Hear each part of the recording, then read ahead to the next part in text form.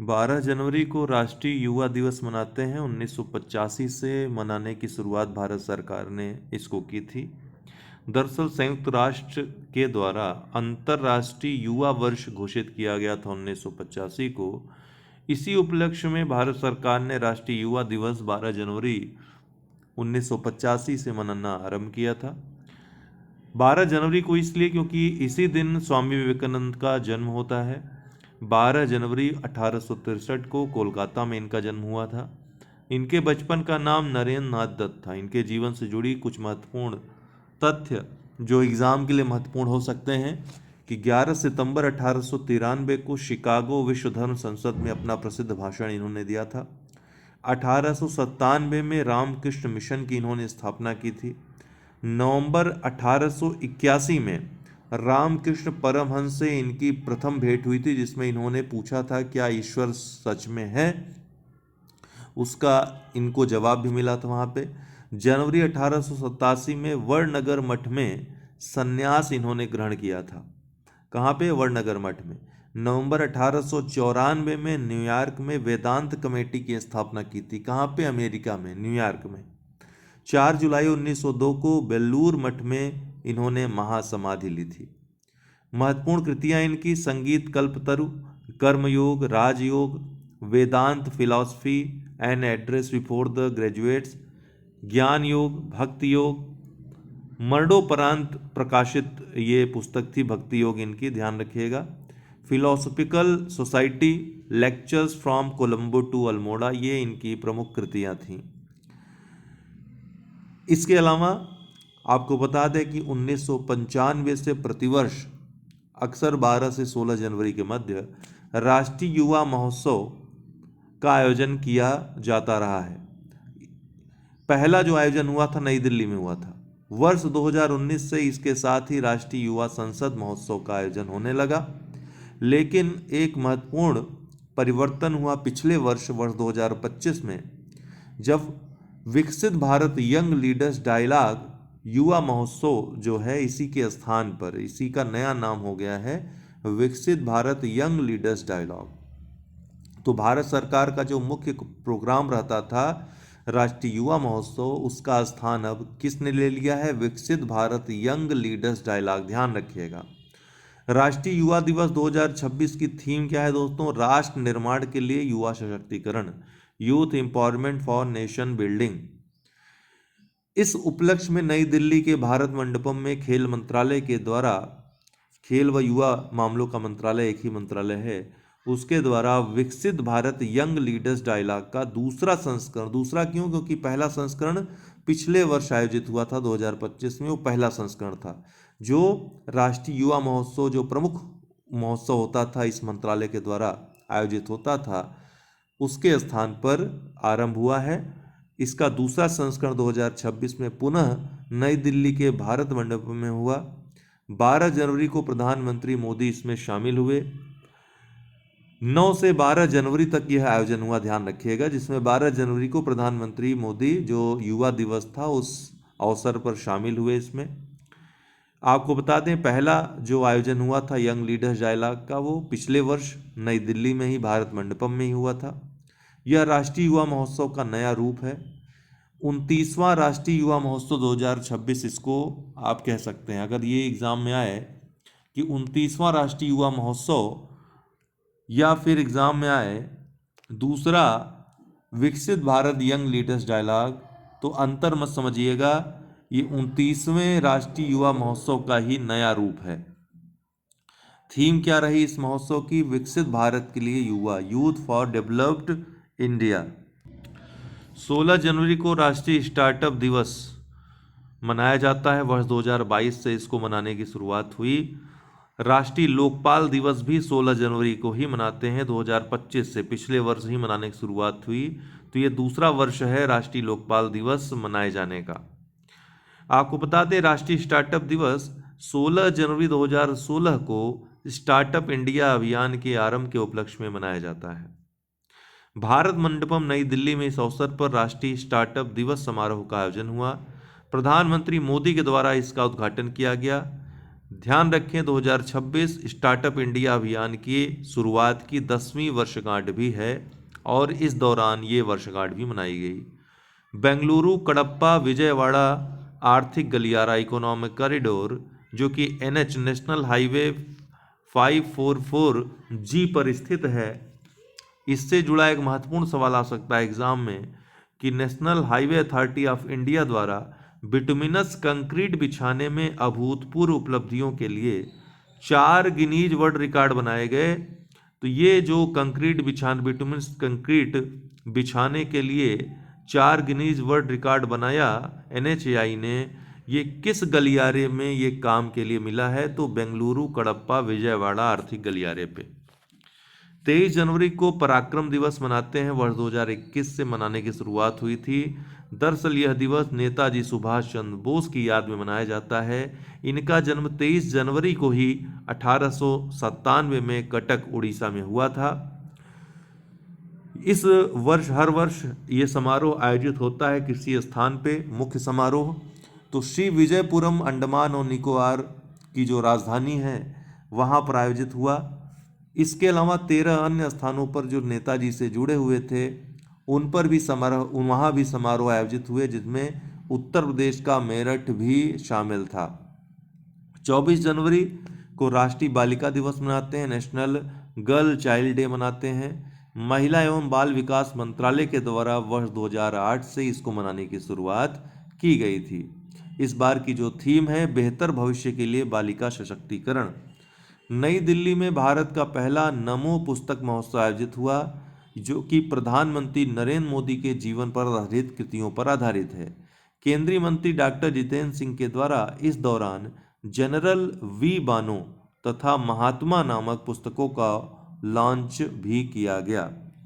Sleeper Vande Bharat, प्रधानमंत्री मोदी के द्वारा कोलकाता गुवाहाटी को जोड़ने वाली भारत की पहली स्लीपर वंदे भारत ट्रेन को लॉन्च किया गया, जिसमें स्लीपर भी होगा।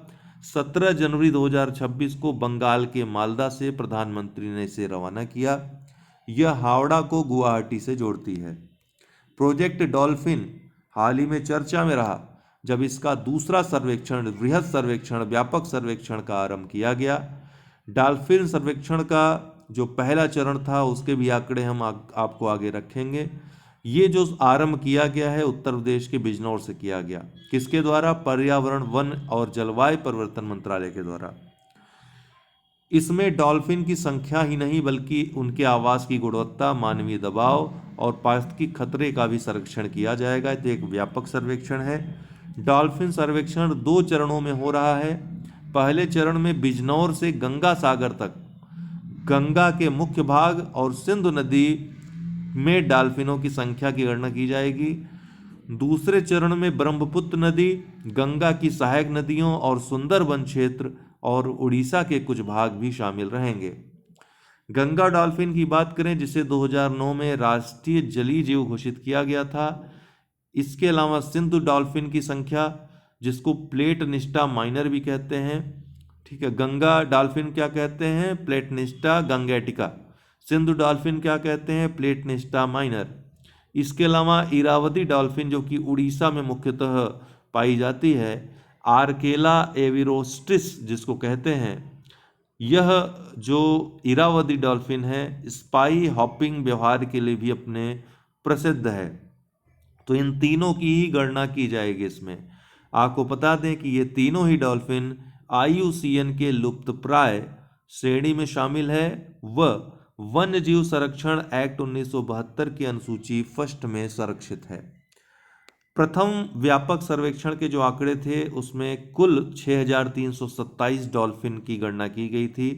गंगा नदी में डॉल्फिन 6324, वहीं सिंधु नदी की डॉल्फिन केवल 3 पाई गई थी। गंगा नदी में डॉल्फिन जो थी उसमें सर्वाधिक डॉल्फिन उत्तर प्रदेश में 2397, वहीं उसके बाद बिहार का स्थान था डॉल्फिन की संख्या में 2220। सिंधु नदी डॉल्फिन केवल 3 पाई गई थी।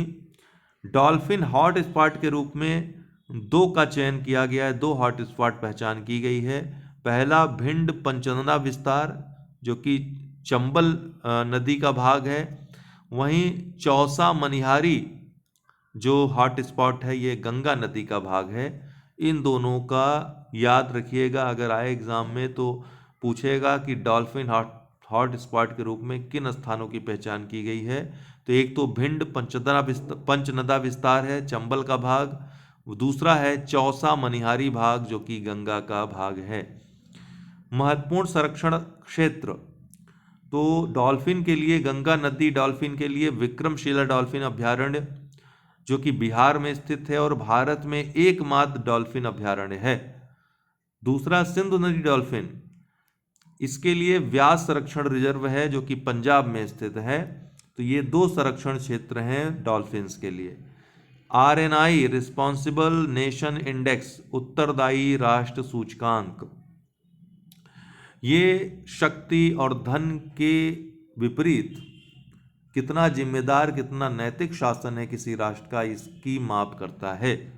तो देशों का मूल्यांकन शक्ति या धन की जगह जिम्मेदारी के आधार पर इसमें होगा। इसका पहला संस्करण हाल ही में नई दिल्ली में पूर्व राष्ट्रपति रामनाथ कोविंद द्वारा लॉन्च किया गया। 154 देशों के लिए जारी इस सूचकांक में पहले स्थान पे है सिंगापुर, दूसरे पे स्विट्जरलैंड और तीसरे स्थान पे डेनमार्क है। 16वें स्थान पे है भारत, जो कि अमेरिका और चाइना से ऊपर है। अमेरिका 66वें पे, 68वें पे चाइना है। पाकिस्तान को 90वां स्थान इसमें दिया गया है। वहीं सबसे निचले पायदान पे 154वें पायदान पे मध्य अफ्रीकी गणराज्य को रखा गया है।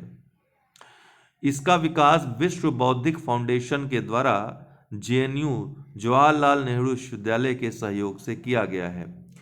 वैश्विक मूल्यांकन फ्रेमवर्क है जिसकी शुरुआत हुई है, पहला ही है, याद रखिएगा, आ सकता है। अटल पेंशन योजना, जिसे 9 मई 2015 को लॉन्च किया गया था प्रधानमंत्री के द्वारा, जिसका संचालन PFRDA के द्वारा किया जाता है। यह असंगठित क्षेत्र के कामगारों के लिए योजना है। 60 वर्ष की उम्र के बाद 1,000 रुपये से लेकर 5,000 रुपये तक की गारंटीकृत मासिक पेंशन इसमें दी जाती है। वर्तमान में इसके ग्राहकों की संख्या 8.66 करोड़ पार कर गई है। 8.66 करोड़ 1 जनवरी 2026 की स्थिति के आधार पर यह आंकड़ा है। अब और भी बड़ा हो गया होगा निश्चित रूप से। वर्ष 2030-31 तक इसको हाल ही में बढ़ाने का निर्णय लिया गया है। अमृत का प्याला, राम जन्मभूमि चुनौती व प्रतिक्रिया, इस पुस्तक को सुरेंद्र कुमार पचौरी द्वारा लिखा गया है, जो कि भारत सरकार के पूर्व सचिव हैं। उपराष्ट्रपति के द्वारा हाल ही में इसका विमोचन किया गया इस पुस्तक का। फ्रेडरिक मर्ज जर्मन चांसलर हैं। भारत यात्रा पे 12-13 जनवरी को ये भारत आए। 12 जनवरी 2026 को गुजरात के गांधीनगर में प्रधानमंत्री मोदी के साथ उच्च स्तरीय द्विपक्षीय वार्ता के दौरान प्रवासन व सुरक्षा समझौतों पर हस्ताक्षर किए। इस दौरान कुल 19 रणनीतिक समझौतों पर हस्ताक्षर दोनों देशों के द्वारा किया गया। वर्तमान में भारत जर्मनी द्विपक्षीय व्यापार 50 अरब डॉलर है। 50 अरब डॉलर को पार कर गया है, ये भी बात ध्यान रखिएगा। यह जो फ्रेडरिक मर्ज की यात्रा रही, भारत जर्मनी के राजनयिक संबंधों के 75 वर्ष और रणनीतिक साझेदारी के 25 वर्ष पूर्ण होने के उपलक्ष्य में की गई है। दूर संचार सहयोग पर इस दौरान समझौता और संयुक्त घोषणा पत्र भी जारी किया गया। ब्रिक्स 2026, भारत ब्रिक्स 2026 की शिखर सम्मेलन जो होगा उसकी अध्यक्षता करेगा। ब्रिक्स की स्थापना का यह 20वां वर्ष भी है, इसलिए और भी इस लिहाज से महत्वपूर्ण हो जाता है। वर्तमान में जो वैश्विक व्यवस्था बन रही है उसमें भी अगर देखा जाए तो ब्रिक्स जैसी संस्थाएं भारत के लिए बहुत महत्वपूर्ण हो जाती हैं। थीम क्या रखा है इस बार के सम्मेलन का? लचीलापन, नवाचार, सहयोग और स्थिरता, रेजिलियंस, इनोवेशन, कोऑपरेशन, सस्टेनेबिलिटी। हाल ही में इसके लोगो और वेबसाइट को लॉन्च किया गया तो चर्चा में आया। इजराइल, संयुक्त राष्ट्र संघ की 7 एजेंसियों से इजराइल ने भी नाम वापस ले लिया है हाल ही में। शया मोहसिन जिंदानी पूर्व यमन विदेश मंत्री हैं, यमन के नए प्रधानमंत्री बन गए हैं। प्रधानमंत्री सलेम बिन ब्रेक के इस्तीफे के बाद यह घटनाक्रम हुआ है। मगरिया कोरिना मचाडो वेनेजुएला की विपक्षी नेता हैं, नोबेल शांति पुरस्कार 2025 की विजेता भी हैं। चर्चा में क्यों रही? डोनाल्ड ट्रंप को इन्होंने व्हाइट हाउस में जाकर के अपना नोबेल शांति पुरस्कार सौंपा। हालांकि जो नॉर्वेजियन सोसाइटी है जो यह पुरस्कार देती है, उसने इसको अवैध माना है। यह पुरस्कार जिसको दिया जाता है सोसाइटी के द्वारा, उसी का माना जाएगा। फिंके नदी, लारा पिंटा रिवर जिसको कहते हैं ऑस्ट्रेलिया में, मैकडोनल रेंज ऑस्ट्रेलिया में बहने वाली, उत्तरी क्षेत्र और दक्षिणी ऑस्ट्रेलिया में खासकर बहने वाली नदी है। बहुत पुरानी नदी है, हाल ही में चर्चा में रही क्योंकि वैज्ञानिकों द्वारा यह आकलन किया गया कि विश्व की यह सबसे पुरानी बहने वाली नदी है। इसका जो उद्भव था ये तब भी बहती थी जब डायनासोर नहीं थे, और तब से बहती है जब डायनासोर आकर के चले गए। 300 से 400 बिलियन वर्ष पूर्व बहने वाली ये नदी है, तो याद रखिएगा फिंके नदी। हाँ, दावोस 2026 वर्ल्ड इकोनॉमिक फोरम विश्व आर्थिक मंच की वार्षिक बैठक जो 56वीं है, दावोस में संपन्न हो रही है। 19 जनवरी से 23 जनवरी तक यह बैठक हुई। इसकी थीम क्या थी? संवाद की भावना, अ स्पिरिट ऑफ डायलॉग्स। 1971 में यूरोपीय प्रबंधन मंच के रूप में क्लास शॉब, जो कि जर्मन अर्थशास्त्री और व्यापारी थे, उनके द्वारा इसकी स्थापना एक एनजीओ के रूप में की गई थी। बाद में इसको प्रसिद्धि मिली और 1987 में इसका नाम विश्व आर्थिक मंच हो गया। हेडक्वार्टर इसका कोलोनी स्विट्जरलैंड में है। खुले समुद्रों की सुरक्षा के लिए अभी देखिए इसमें महत्वपूर्ण घटनाक्रम हुआ जब अमेरिकी राष्ट्रपति डोनाल्ड ट्रंप ने 60 देशों को विश्व के आमंत्रित किया था, जिसमें भारत भी शामिल था, चाइना भी शामिल था। किसमें आमंत्रित किया था? बोर्ड ऑफ पीस में शामिल करने के लिए, गाजा शांति प्रतिक्रिया। और यूं कहें डोनाल्ड ट्रंप ने संयुक्त राष्ट्र संघ के समकक्ष, समतुल्य और उसको प्रतिस्थापित करने के लिए एक निकाय बनाया है अपने नेतृत्व में, बोर्ड ऑफ पीस। 60 देशों को आमंत्रित किया था, लेकिन केवल अमेरिका को छोड़ दिया जाए तो 19 देश शामिल हुए। चार्टर की एक प्रकार से शुरुआत हो गई है इस संस्था की, और इस सम्मेलन के दौरान ही हुई है, इसलिए महत्वपूर्ण है, आगे हम चर्चा करेंगे। खुले समुद्रों की सुरक्षा के लिए संधि, जो कि अनक्लास के तहत ये संधि, हाई सीज ट्रीटी, जिसको 2023 में स्वीकृति मिली थी, 60 देशों के अनुमोदन के बाद हाल ही में यह लागू हो गई। तो विश्व की पहली कानूनी रूप से बाध्यकारी समुद्री संधि 17 जनवरी 2026 को लागू हो गई। राष्ट्रीय अधिकार क्षेत्र से परे अंतर्राष्ट्रीय जल क्षेत्र से यह संबंधित संधि है। इसका फुल जो नेम है, agreement on conservation and sustainable use of marine biodiversity of areas beyond national jurisdiction.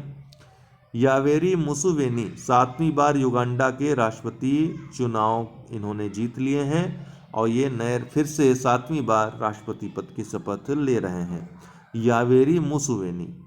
नोकेन उष्णकटिबंधीय चक्रवात है, इसका नाम नोकेन है, जिसे स्थानीय नाम अदा के नाम से जाना जा रहा है। प्रशांत महासागर में यह तूफान आया है।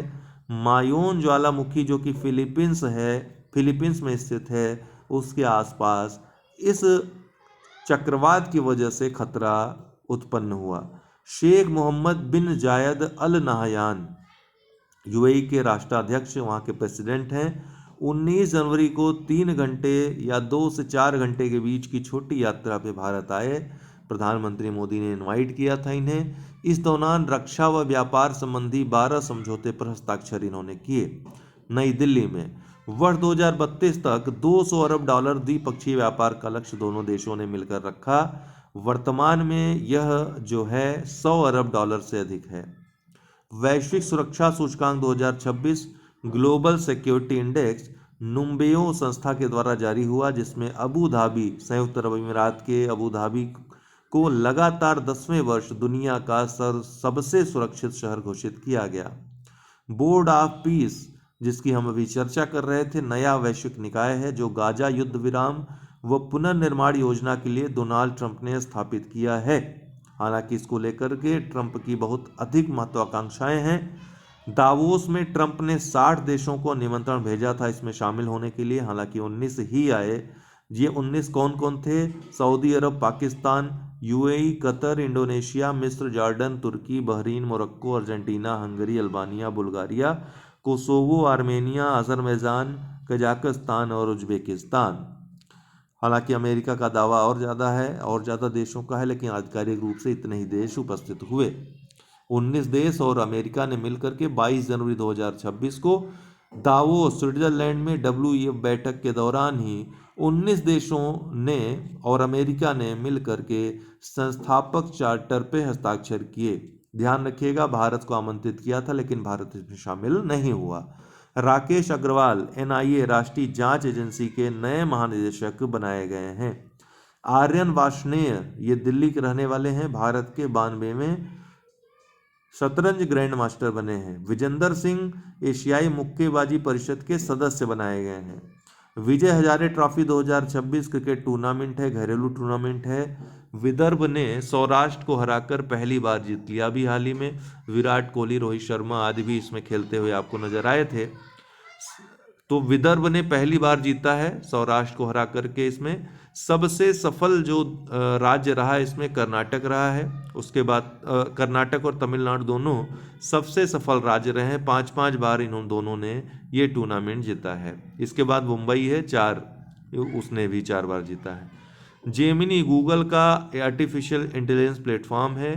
BCCI के साथ IPL के लिए 3 वर्ष का 270 करोड़ रुपए का प्रायोजन समझौता जेमिनी ने किया है। एक बड़ा समझौता है, अब तक का सबसे बड़ा प्रायोजन समझौता है।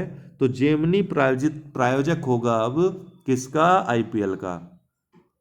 उत्तराखंड 23वां राष्ट्रीय पैरालंपिक पावर लिफ्टिंग चैंपियनशिप का आयोजन कहाँ पे हुआ? उत्तराखंड के रुड़की के COER विश्वविद्यालय में। इसमें सर्वश्रेष्ठ प्रदर्शन किसका रहा? NCOE गांधीनगर का, जिसने 8 गोल्ड, 2 सिल्वर और 1 ब्रॉन्ज जीते, कुल 11 मेडल। साइना नेहवाल ओलंपिक पदक विजेता भारतीय बैडमिंटन खिलाड़ी हैं। 2012 में लंदन ओलंपिक में कांस्य पदक इन्होंने जीता था। बाद में बहुत सारे अवार्ड इन्होंने जीते, पद्म भूषण और जो राजीव गांधी खेल रत्न जिसका नाम अब नया हो गया है, मेजर ध्यानचंद के नाम पे हो गया है, तो इसको ये भी इनको दिया गया है। हाल ही में संन्यास की इन्होंने घोषणा की है चोट आदि के बाद। 2015 में विश्व बैडमिंटन रैंकिंग में ये शीर्ष पर पहुंची थी। प्रकाश पादुकोण के बाद विश्व बैडमिंटन रैंकिंग में शीर्ष पायदान पर पहुंचने वाली दूसरी भारतीय बनी थी और पहली महिला बैडमिंटन प्लेयर बनी थी। ग्राका माचेल मोजाम्बिक की मानवाधिकार कार्यकर्ता हैं। इनको इंदिरा गांधी मेमोरियल ट्रस्ट के द्वारा शांति निःशस्त्रीकरण व विकास के लिए इंदिरा गांधी शांति पुरस्कार 2025 प्रदान किया गया है। इलैया राजा संगीतकार हैं भारत के। 11वें अजंता एलोरा अंतर्राष्ट्रीय फिल्म महोत्सव जो कि महाराष्ट्र में आयोजित हुआ, उसमें पद्म पाणि पुरस्कार प्रदान किया गया। गोल्डन ग्लोब्स अवार्ड 2026 83वां संस्करण हाल ही में आयोजित हुआ। बेस्ट फिल्म ड्रामा कैटेगरी में हैमलेट को चुना गया। वहीं बेस्ट फिल्म संगीत या कॉमेडी श्रेणी में वन बैटल आफ्टर को चुना गया। पवन कल्याण आंध्र प्रदेश के डिप्टी CM हैं। प्राचीन जापानी समुराई मार्शल आर्ट केंजोत्सु में दीक्षित होने वाले पहले भारतीय बने हैं। कौन? पवन कल्याण। मेजर स्वाति शांता कुमार भारतीय सैन्य अधिकारी हैं। दक्षिण सूडान में UN मिशन में ये कार्यरत हैं। लैंगिक समानता के लिए इनके द्वारा संचालित परियोजना इक्वल पार्टनर्स लास्टिंग पीस के लिए इनको संयुक्त राष्ट्र महासचिव पुरस्कार 2025 दिया गया है। मेजर स्वाति शांता कुमार। त्रिपुरा ग्रामीण बैंक TGB भारत की पहली पूर्णतः सौर ऊर्जा संचालित ATM वैन जिसका नाम TGB ऑन व्हील्स है लॉन्च किया। यह जो ATM है, ATM वैन है, नाबार्ड के द्वारा समर्थित है। तो त्रिपुरा ग्रामीण बैंक, ध्यान रखिएगा, TGB ऑन व्हील्स क्या है पूछेगा, याद रखिएगा। 24 जनवरी को उत्तर प्रदेश दिवस भी मनाया जाता है दोस्तों। लखनऊ में इसके लिए समारोह आयोजित हुआ था जिसमें गृह मंत्री अमित शाह के द्वारा इसका उद्घाटन किया गया। मुख्य अतिथि थे गृह मंत्री। एक जनपद एक व्यंजन, वन डिस्ट्रिक्ट वन कुजीन योजना का आरंभ इस दौरान किया गया। साथ ही सरदार पटेल औद्योगिक क्षेत्र योजना का भी आरंभ किया गया। वहीं इस दौरान CM युवा कार्यक्रम में उत्कृष्ट प्रदर्शन करने वाले 5 जिलों को, राज्य यहाँ पर दे दिया है, 5 जिलों को पुरस्कार प्रदान किया गया। किसको किसको? जौनपुर, आजमगढ़, हरदोई, अंबेडकर नगर और झांसी। यहाँ के जो जिलाधिकारी हैं उन्होंने पुरस्कार प्राप्त किया। वहीं उत्तर प्रदेश गौरव सम्मान 2026 से 5 लोगों को पुरस्कृत किया गया, जिसमें शुभांशु शुक्ला अंतरिक्ष विज्ञान के क्षेत्र में, अलक पांडे को शिक्षा उद्यम और नवाचार के क्षेत्र में, रश्मि आर्य को शिक्षा और नवाचार के क्षेत्र में, हरिओम पवार को साहित्य के क्षेत्र में और डॉक्टर सुधांशु सिंह को एग्रीकल्चर या कृषि के क्षेत्र में यह सम्मान दिया गया।